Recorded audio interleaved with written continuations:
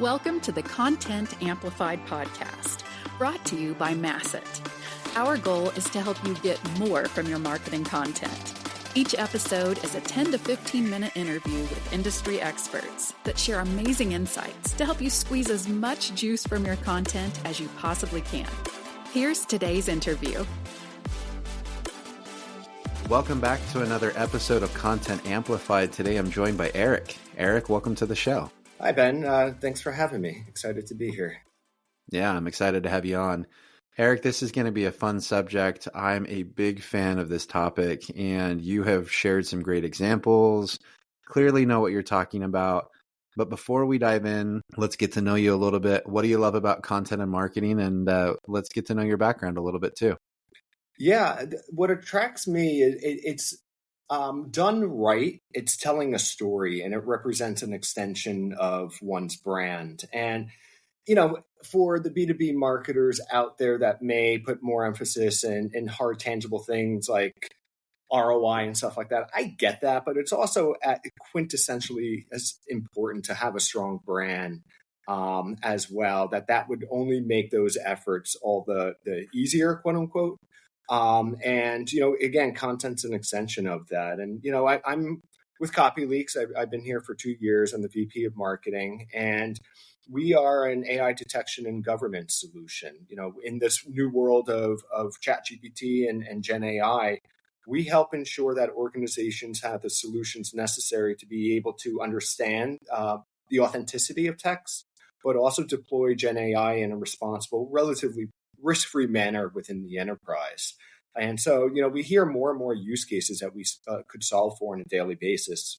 For example, AI model training, ensuring that the content that the models are being trained on is human versus AI to avoid potentially model collapse and things like that. So that's what we're focused on as an organization, and really excited to kind of have an interesting conversation about the role of content marketing and specifically data-driven storytelling.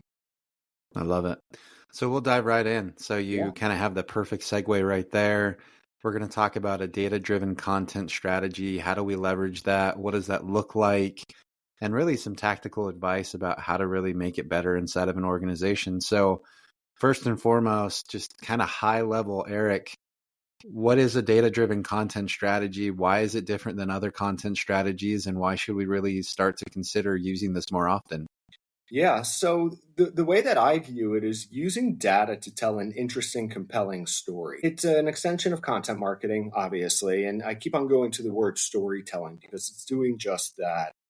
And, the way that I personally approach it, not to say it's the only way or there aren't other ways, it's really looking for kind of man bites dog situations versus dog bites man. And what I mean by that is maybe something that's not intuitive, or maybe something that's very thought-provoking. It's sussing through the data and being able to kind of pull out details that create interesting hooks and angles that get the reader's attention. And I think, what we do fairly well at CopyLeaks, I think there's a lot that, we ultimately need to do better at. But it's, taking interesting data and insights that we have, telling that story, but being able to get a lot of value from that. So we're able to repurpose this type of storytelling for PR purposes. And we'll get into examples of that, I'm sure. We're able to use it for thought leadership purposes, for SEO and link building purposes, for talking points for our executive leadership team. So, we spend a decent amount of time sussing through different insights that we have for this type of storytelling, but we get a lot of mileage from it. I love it.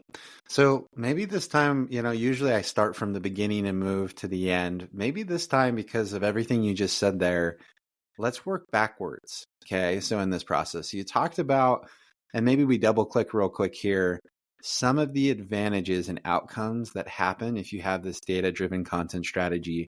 So you mentioned SEO link building. That's right. You mentioned PR, thought leadership, things like that. Why are those amplified? Why are those greater when your content is data-driven as opposed to some other form of storytelling? I think a lot of people are attracted to data. And again, it's leveraging it to tell interesting stories. So one fairly recent report that I shared with you, Ben, that we got a lot of mileage from is, does ChatGPT plagiarize? So really kind of thought-provoking like headline. And the net takeaway is that our researchers found 60% of ChatGPT's outputs contain plagiarized content. That's what I mean by something really kind of thought-provoking. One could probably write an article about how it may, but we have the actual insights and the concrete data that suggest that, yes, as a matter of fact, ChatGPT does. And by, again, sussing through the data and kind of telling that story and giving finer point examples, we were able to get a lot of mileage from it. Axios highlighted the analyses. We were on stage at multiple conferences, walking people through that. Even to this day, just people organically mention it, both bloggers, for example, and we get links that way. Tier 1 media mentioned that. It was mentioned in lawsuits against ChatGPT. We just got a ton of mileage from that analyses. And, it's data, luckily, that we're able to ascertain given, the products that we have in the data that we collect. But even if we didn't necessarily have the advantage of that, there's other ways to, quote, manufacture data and leaning into kind of a data-driven storytelling. And I just think this is so true about content that has data, like you just said. There's this authority, the ability to go to like someone and say, I want to speak on your stage. Here's the statistics that I have about this thing. They're like, oh, yep, you know what you're talking about. Like, we want to hear that. We want to do that. So let's take a step earlier in the process. How do you find the story inside of the data? How do you go through and develop that in a compelling way? And how do you tell that story? So it's probably a two-parter. How do you find the story in the data? And how do you adequately actually tell that story? Yeah, no, that's a great question. And I like the authority word that you use. I think that that's a great adjective, that with kind of data-driven insights, you establish that authority where a normal storytelling or piece of content may not be able to. So just another advantage to this content form. In terms of finding the story, so I'll be honest, there have been times where the team, go through a data set and there's not really anything there that warrants telling a story. And that's okay, right? Other times it takes a little bit of digging and clawing through and being really good at pivot tables to try to see just different trends that exist within the content. And again, going back to that, does ChatGPT plagiarize example, the data was pretty clear. It's very binary, yes or no. But then we were able to segment it and slice it based on subject matter. And hey, these are the subjects that have higher degrees of plagiarism versus those that don't. So that's like another approach where it's a more kind of layered data-driven story versus, hey, yes, it does, 60%, call it a day. And ultimately, once you find those interesting insights, I think that's the difficult challenge. The telling part, which is the second part of your question, I think it's leaning heavily on visuals and letting the user jump to their own conclusions. So it's a very kind of show, don't tell approach. And why, the reports that I did share with you are so heavily leaning on visualization, and also thinking about how people consume and leverage that. We've had articles where a journalist copies and pastes an element of that visualization right into their story. So it makes it almost easier and more digestible for them. I love that. And as a quick side note to anyone listening today, we will link to these subject reports in this content because it really does highlight this point, and it's really fascinating data. For anyone interested in AI anyways, it's fascinating. So let's go to the very beginning, collecting data. Yeah. How do you collect it? Does it start with a question? Does it start with an insight? Like where does that process begin, and how do you even start to think about that? Yeah, well, first off, appreciate that nice plug and leading to our analyses. I think, I've worked in organizations that just for whatever reason, the nature of the product, the nature of what exists just doesn't really have any data. And so, that is not necessarily the case here at CopyLeaks, that, we collect a lot of data around the prevalence of AI content in different documentation, likewise the prevalence of plagiarized content within different papers and research pieces that are shared with us. So we're able to kind of slice and dice through that. Now, is it as segmented and meta tagged as I would like? Of course not. But, it's more than sufficient to tell the type of story that we're looking to tell. And so, we have an ongoing process here where there are a number of requests that the team looks at on either a monthly or a quarterly basis just to update numbers. So, for example, we've done a 13-month longitudinal analyses around how the same subset of schools, how the rates of AI and plagiarized content has changed since the release of ChatGPT. So we're not necessarily revisiting through and through that analyses. It's being able to just understand the most recent months and leverage that to have, again, that long tail kind of study. So, in an example like that, it's a fairly easy and lean ask to be able to kind of go through that. It's other, data sets where, again, you're sussing through it to find that angle where it's a bit more challenging in time and labor intensive, to be honest. Yeah. So another question I have, I've been in businesses where the actual product, and it sounds very clearly your product collects a lot of this data, and that's right. where you're pulling from.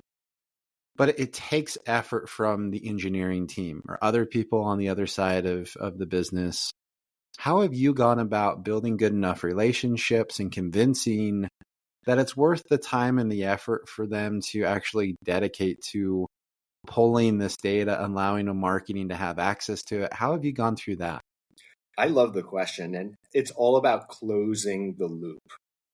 And what I mean by that is being able to share kind of the output of that ask, whether it's the report, whether it's an Axios article, whether it's an executive on stage with a slide that highlights that analysis. That's a good feeling to be able to share with the person or persons that provided that to you. And I think that goes a long way in establishing a strong working relationship that, hey, we're actually doing something with this and what you're working on is of value. I love it. So another question that comes to mind, let's say, a marketing team doesn't really have that much access to data, but really does want to come up with this data-driven content that's authoritative and impactful and insightful. Any recommendations or insights tactically for these marketers to go and collect their own first-party data?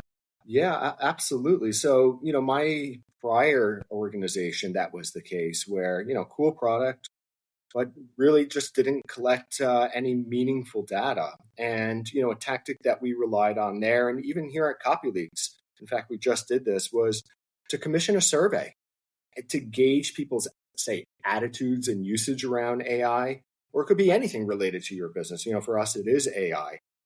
And like you would with your own first-party data, going through the results of that survey, you're probably going to find some interesting insights and findings that you're going to be able to bring to life with this data-driven storytelling. And just to give a concrete example, we just did a survey to try to gauge how students, what their attitudes around AI usage look like and what behaviors they demonstrate, and how that compares to teachers and faculty members.